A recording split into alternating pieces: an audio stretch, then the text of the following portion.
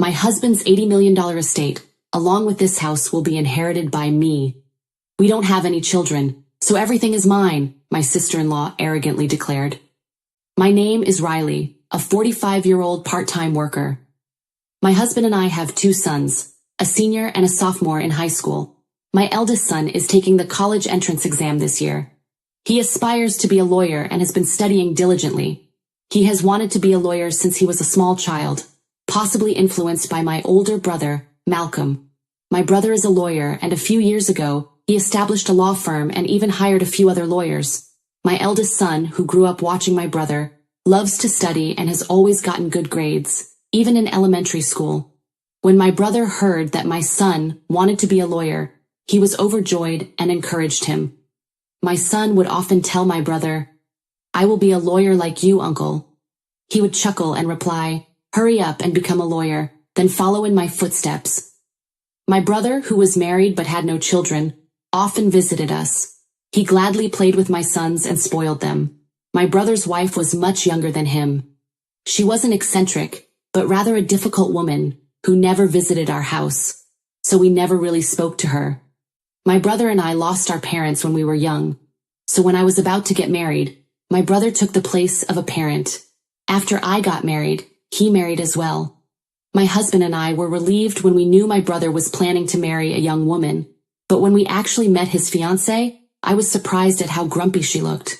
We were expecting happy faces, because she was about to marry my brother, but she looked at us with a sulky expression. I said, "You two are great together," in front of my brother and his fiancée, but I told my true feelings when I was alone with my husband. I was curious as to why she appeared so unhappy after the marriage was finalized. My husband seemed to agree with me and responded, concerned, "She wasn't a particularly pleasant bride, but what can we do?" My brother married his 10-year younger fiancée shortly afterward. Before they got married, my brother bought a house, so my husband and I took our children and visited them to celebrate. The house was magnificent and astonished me, as expected of my brother, who owns a law firm. However, we did not see my sister-in-law, so my husband jokingly said to my brother, "Has your wife already left you?" My husband was obviously joking, but seeing my brother's stern expression made us nervous. My brother explained, "Whenever there's something going on, my wife returns to her parents' house. Today is her mother's birthday, so she's staying over to celebrate." My husband's shoulders slumped, realizing he had made a bad joke. Suddenly my brother asked us with a straight face, "If I ever can't have children, can I adopt one of yours?" I thought my brother was joking, but he looked serious. I couldn't answer his unexpected question, but my husband laughed and replied, "We don't know what the future holds, so let's discuss it when it happens, okay? If you're okay with our children, you're free to adopt whichever you want," he concluded. My husband didn't seem to take it seriously and dismissed it, but I was concerned about the adoption, and, more importantly, about my brother and his wife not getting along. It wasn't my place to intervene because it was their problem, but I was concerned. After that, whenever we visited my brother's house or he came over to ours, it was always just him. My sister-in-law never showed up, and my brother never mentioned her, so I avoided asking about her. They had been married for more than 10 years, and I had almost forgotten about her existence. This year, my eldest son was accepted into his dream law school. My brother brought up adoption again when he came to our house to celebrate my son. "Like I said before, would you allow me to adopt either of your kids?" he asked. My brother and his wife were unable to have children, so he asked the question once more. They had just gotten married the last time we discussed it, so there was no sense of hurry, but this time, my brother seemed serious. Nonetheless, my husband appeared to take it lightly and responded quickly. "Would you prefer to have our eldest son since he aspires to be a lawyer?" My husband said it so simply, but I was cautious because it is a major life-changing decision for our sons. Though they would be with my brother, their uncle, I was worried about my sister-in-law. I was concerned that she might mistreat my son, who was not her biological child. So I asked my brother, "Is your wife in favor of adopting?" My brother replied with a sour smile, "Don't worry about her, we've already discussed it." I was relieved to hear that, but I couldn't make up my mind right away. so I decided to discuss it with my two sons and then make a decision. They are already in high school, so I wanted them to make their own decisions. We didn't go any further that day, but a few days later, I got a call from my brother's law firm. They said he had collapsed. I rushed to the hospital and found the staff from the law firm waiting with worried expressions. My brother had a stroke at work and was unconscious. After I arrived, the law firm staff left, mentioning that they couldn't reach my sister-in-law. I called her landline, but there was no answer, and I didn't have her cell phone number. My husband and our second son later arrived, but we still couldn't reach her. My second son eventually discovered a smartphone among my brother's belongings. We unlocked it and found her number. She answered angrily when I called using that phone. "I told you not to call again. I will sue you." I began to speak while she was yelling in a terrible tone. "It's Riley, Malcolm's sister. My brother collapsed and was taken to the hospital." Her tone changed immediately. "Oh, I'm so sorry. I thought it was Malcolm. You said he collapsed?" she asked gently. I told her about my brother's condition and which hospital he was taken to, but she responded happily. "I can't go to the hospital right now because I have things to do, but please notify me as soon as you hear anything." She then hung up the phone. I wondered if she really had more important things to do when her husband was sick. Now that we knew my sister-in-law wouldn't be any help, we decided to take care of my brother. Since my eldest son had finished his university entrance exams and was relaxing at home, he visited my brother every day on my behalf. My brother never regained consciousness and remained in critical condition, but my sister-in-law never called or visited the hospital. About a week after my brother was hospitalized, I called my sister-in-law again. She answered the phone quickly and gleefully asked, "What's the matter? Did he die?" I wanted to yell at her for being so rude, but I responded quietly, "He is still alive. Why don't you visit the hospital?" She retorted, clearly irritated, "I'm not a doctor nor a spiritual healer. There's nothing I can do for his recovery." I became even more enraged by her demeanor and hung up the phone. I began to suspect that my brother wanted to adopt one of my sons because he had given up on having children with his wife. I think they weren't getting along. When my brother's marriage was finalized, I asked him how they met, and he said they met through a marriage counseling agency. Maybe my sister-in-law married him because he was a lawyer, and she wanted a good life. This thought enraged me even more, but when I mentioned it to my husband, he said something even more cruel. If Malcolm dies in this situation, his wife will inherit the entire estate, since they don't have any children. So my brother came to celebrate my eldest son the other day and spoke to us about adoption. Maybe it was because he was thinking about his inheritance. I wish I could have decided at that time, but there was nothing I could do. After my brother left that day, I casually mentioned it to my two sons. My second son surprised me by saying, "I would be happy to be adopted," unlike my oldest son who has clear goals. My second son seems to believe that if he's adopted by Malcolm, he will have an easy life. I expected my first son, who looks up to his brother, to want to be adopted as well. However, he surprised me by saying, "I don't want to be adopted because, as the eldest son, I will take care of you, Mom and Dad." I was overjoyed, but I also knew that my eldest son, who aspired to be a lawyer, was the right one to be adopted by Malcolm. I was disappointed that I couldn't complete the adoption process on behalf of my unconscious brother. I do not want my brother's inheritance, but I also don't want to give even a penny of his property to my sister-in-law, I thought. She seemed to be eagerly awaiting his death. I could only hope for my brother's recovery, but he never did. My brother passed away a few days later, and I had no choice but to contact my sister-in-law. "My brother recently passed away," I said when I called her, and added, "Can we arrange the funeral?" She responded cheerfully, "Everything is up to you. Please do not appoint me as a pallbearer. I don't want to deal with any formalities." Before I could respond, she quickly hung up the phone. My husband and I planned the funeral with the help of the law firm staff. My husband was also concerned about the firm's future, but my brother had taken care of that. Although my brother was the firm's representative lawyer, he had delegated management to someone he trusted, so the law firm, as a corporation, would continue to operate without a problem.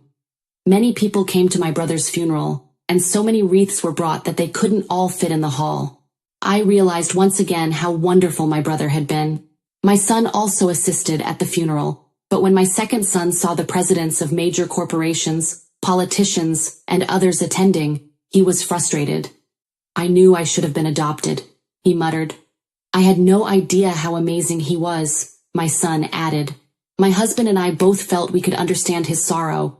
I was the pallbearer, but no one asked why my sister-in-law wasn't there, and no one mentioned it.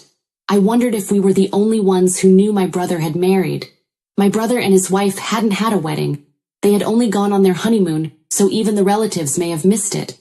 If this was going to happen, I thought, I almost wish they had never married. No need for a wife who does not attend her husband's funeral. I regret not allowing my brother to adopt my second son sooner because I believe she would take all of my brother's estate. With the help of the law firm staff, my brother's funeral was completed. I invited everyone to my brother's house for a meal, and to thank them. "My brother will be able to rest in peace because of all of you," I said. We were all very sad. That's when my sister-in-law appeared, wearing a flashy pink coat. "After all this time, why did you come here?" I addressed her. With a big smile on her face, she spoke loudly so everyone could hear. "My husband's estate of $80 million, as well as this house, will be passed down to me, his wife. We don't have any children, so everything is mine." For some reason, when she said this triumphantly, my brother's subordinates burst out laughing. We looked at them, confused, unsure why they were laughing. My sister-in-law glared and yelled at them, "What exactly are you laughing about? You're so impolite." One of the lawyers smirked and responded, "We know that you're officially divorced. We all knew the result of your divorce settlement the day before he collapsed." "What? You were divorced?" I exclaimed, looking over at my sister-in-law's face. She stared at them, who had just revealed the truth, with the most terrifying expression ever. When she clenched her teeth, another lawyer started talking. "I also heard that you were charged alimony in conjunction with your divorce. Because your affair caused the divorce, it is inevitable," my sister-in-law yelled, glaring at the lawyer who said it. "I'm not required to pay alimony, am I? I no longer have anyone to pay." She tried to object. She spoke mockingly, but there was no way she could compete with a legal expert. The lawyer quickly retorted, "The right to alimony will also be inherited, so you will have to pay it to Riley. She's the inheritor." Then I realized for the first time that I was my brother's sole inheritor. If their divorce was finalized, and our parents are gone, then I'm all that's left. My sister-in-law seemed to realize this too, and looked at me with a horrified expression, causing me to step back. But she seemed unconvinced, and began yelling once more, "Don't I get half of the estate now that the divorce is settled?" A dismayed-looking lawyer responded, "Didn't Malcolm give you money when the divorce was finalized? I have a receipt certificate. He also purchased a house before the marriage, so it is not subject to property division," he concluded. I enjoyed watching her being lectured by the lawyers. Regardless of what she said, she seemed to recall something, and chuckled while laughing a little. "There's life insurance. I should still be the beneficiary," she said confidently. I was impressed by her attitude in a situation where everyone around appeared to be her enemy. She claimed she had made herself the beneficiary of Malcolm's life insurance. However, the lawyer was also quick to deny this. "Malcolm is a firm man," the lawyer said, "so I think he changed it when the divorce was finalized." I searched my brother's valuables and discovered the life insurance policy, but my sister-in-law saw this. She took the life insurance policy from me and looked impatiently at the beneficiary, but dropped her shoulders in disappointment when she returned the certificate to me. I noticed that the beneficiary was me. Realizing she was getting nowhere, my sister-in-law yelled out her true feelings without thinking. "I married a lawyer because I thought he was wealthy, but I've only got a little money. In addition, I have to pay alimony. This is a huge mistake," she resented. With a grim expression, the lawyer replied, "Malcolm said the same thing. He said he shouldn't have come for the advice of a marriage counselor. He bemoaned the fact that he had made a huge mistake." My brother had never said anything like that to me, but he had always been truthful with his coworkers and subordinates. Unable to refute anything, my sister-in-law rolled her eyes and left my brother's house. Later on, she will have to pay the alimony in installments, but she didn't have a job.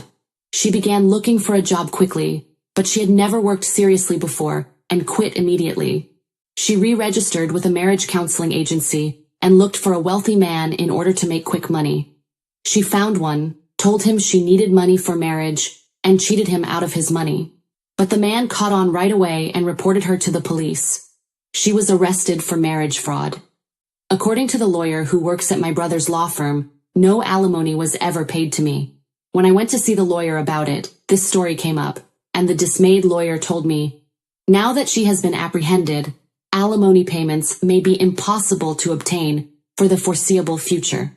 Alimony is not something I am interested in. I was more interested in seeing her suffer a terrible fate. I believe my brother would agree. So I would like the police to investigate thoroughly, uncover her other crimes, and charge her as a felon in court. My family moved into the house that my brother had left behind after unexpectedly inheriting his property. My husband and sons were ecstatic to be able to live in a big house after previously living in an apartment. My eldest son is studying law harder than ever before. He observed his uncle's colleagues and subordinates, watching the lawyers argue with my sister-in-law, which strengthened his determination to become a lawyer. Though he was never adopted by Malcolm, I hope he will carry on my brother's legacy and become a great lawyer like him. Only my second son is upset and disappointed that I inherited my brother's entire estate. To be honest, he uttered dreamily, I wish I was adopted by Uncle so I could have inherited everything. He smiled half-jokingly, but there was a hint of sincerity in his words.